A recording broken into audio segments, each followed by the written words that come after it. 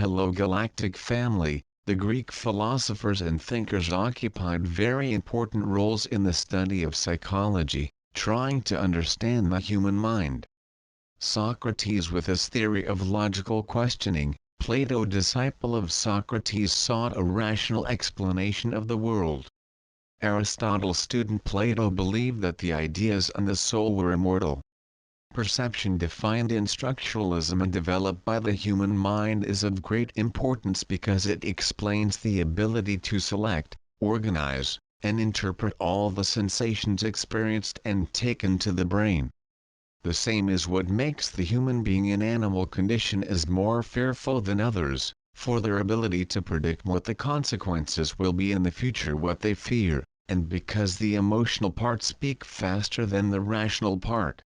While other animals only acquire fear that given time, they do not have the ability to anticipate. In the last 1,000 years, humanity had more changes than compared to other major historical periods. Every passing day, new discoveries make humans explore further the limits of memory, intelligence and attention.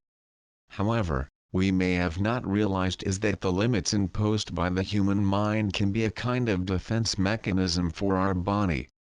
Thus stimulate the brain continuously to a point higher than expected may cause, at some point, humanity finds a fatal limit. This is the thesis defended by a new paper published in Current Directions in Psychological Science, Journal of the Association for Psychological Science. The authors are Thomas Hills of the University of Warwick, and Ralph Hertwig of the University of Basel. To reach this conclusion, researchers analyzed the development of the human being over the years. If we follow a continuous progressive scale, in theory should already be more advanced in many other fields of knowledge in the development of our habilidades contudo, it is possible that may never come to reach full capacity of the brain just because it would be detrimental to our system nervous. The double takes as an example the function of the brain of some gifted people. IQ very high rates may be linked to diseases in the nervous system. In addition, the use of stimulant drugs such as Ritalin and caffeine can bring negative consequences for the organism, said Hills. As a result of this process, problems such as insomnia, stress and hyperactivity become much more likely. The human mind is one of the greatest challenges for science and philosophical thought of our time. Already we know everything there is to know on this subject for the simple reason that we are the subject. However, it seems that we never know enough about what makes us feel and think. Like all great challenges of knowledge, should overlook the discouraging fact greats of the past have already been busy this theme. With regard to the understanding of the role of the human mind in the universe are all learners. It is therefore necessary to look with optimism to this area of the world and life. The idea of this theme arose from the fact many people do not know what is the mind or think that it is the same as the brain. The truth is that the brain and mind are two distinct realities. The brain is undoubtedly something truly important in all living beings possess. Then, and mind? What is your role? The fact is that, compared to what is known about the brain, knowledge of mind is still very low. Often we apply the word mind without realizing it. Are we using it correctly? If not, after all, what is the mind? How it relates to the brain? Is the mind the result of our brain? Although we are all made from an established standard, we are completely different from each other. There are hundreds of things that make you be different from all the others, since your musical taste and sense of humor to the sound of his voice and the shape of your face. And how do you become one? Part of the answer lies in their genes. Your parents would have more babies to have a chance of having another child with the same genes you. Another part of the answer lies in the experiences that shape your personality as you grow. Robert Winston, 2004. Every human being is unique. We are all different. We may be similar physiologically or psychologically to someone, but we are fully different. As cada one passes for unique situations, each interprets in his own way their experiences. We are not and cannot be like someone else. Our biology does not allow us to be like someone else, because we human beings are not born human. Genetics and brain prepare the man for mental functions and superior behavior. However, this innate availability is not more than a potential to become human. This means that man is not born only in sufficient condition for being human. What makes us recognizably human depends on much more than that genetic and biological heritage. It is essential to take into account the social and cultural dimensions so that we can understand human beings and how they behave. The human being is distinguished from other animals by their ability to adapt to the environment, transforming it and reinventing it through culture. If we analyze cases of feral children found that the absence of interactions with other human beings prevented the development of language, cognitive, affective, social and cultural skills. Their characteristics show us how we depend on others, physical and socio-cultural contact with them, to become human beings that we are. Because when we are born we have only a probability of developing human characteristics, which only happens if we touch with the social environment and cultural humanized. Heredity and environment control mental development. The mental development occurs through a complex interplay of inherited skills and external influences. Our genes regulate brain nerve cells to create millions of connections. But our external influences also affect these legs.no. However, it cannot, or at least not yet, say with all certainty that the mind is a result more than one thing or another. Little is known about the mind and brain, compared to its complexity, which makes it very difficult to draw conclusions that cannot be guaranteed as certain, because every day is new information discovered and every day are reviewed and reformulated theories and knowledge. Will we ever know everything about the brain and the mind?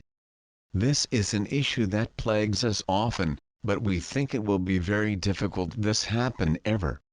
Maybe we will never know everything about the brain and mind, because our research capacity is negligible compared to the infinity of details and potential that both have. Brain and mind are not the same, however, have a relationship of interdependence. Brain and mind are two distinct realities. While the brain is a condition of the mind is not necessarily conditioned. Cerebro-brain is a physical structure, it is the support of the material mind. The mind is immaterial, does not see, it is an integrative system of interdependent and dynamic processes, cognitive processes, emotional and cognitive. The mind and the brain influence each other. The mind owes its existence to the brain. It is the brain that we have, the kind of brain that will influence what our mind is. The way the brain will develop throughout our lives are influenced by the environment in which we operate, the experiences we experience, but also because we exercise our minds. Brain and mind are so interrelated, one influences the other. Mutual form. Despite the great importance that the brain has for the construction of our mind, it cannot be seen as the only manufacturer of mind. As in all buildings is necessary to have several players who specialize each in your area, give rise at the end of a single, cohesive construction. The mind is thus constructed not only by the brain and biological factors, but also, as mentioned numerous times, by extrinsic factors to us. The mind is also the result of our experiences, our daily experience with the world that surrounds us and absorbs increasingly with the trends of today and of yesterday as fads that create standards established as norms of society, materialism that takes place, the essentials of life, the spirituality that escapes every day, looking only for us and not for others. But the society of today, The behavioral changes that have occurred over the years are also the result. Meant a mind is a world-building system. It is the mind that makes us think and give us our identity. You must present terms. It is essential to establish a close relationship between mental processes, private behavior, its public manifestation, and neural structures support material. The power of this triangulation is superb and clear, because we cannot separate any of the components of others. It's all interrelacionado. Throughout history, there have been several researchers gave more emphasis to the biological component of human, and others saw revalorize around the social dimension, cultural. Currently, it resists any reductive attitude that relegate the mind to any of the fields. The human mind is not a college isolated, but an activity complex, characterized by its systemic structure, mediated nature, and historical and social background. Its systemic structure consists of a dynamic set of psychological components: volitional, cognitive, affective, and interconnected brain regions, each contributing basic operations for carrying out the activity as a whole. His character-mediated semantic stems from the fact that man's material actions are preceded and accompanied by mental actions, or by symbolic representations of things, projects, and programs.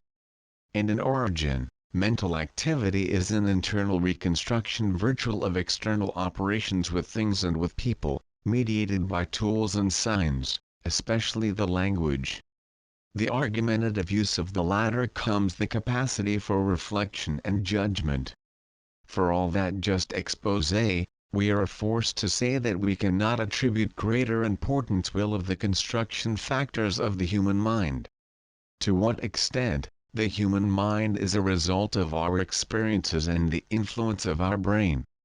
This is a question that probably will continue to raise questions for many years, and then our mind is even an equivalent result either from biological components, either social components, and there is nothing else to know about it.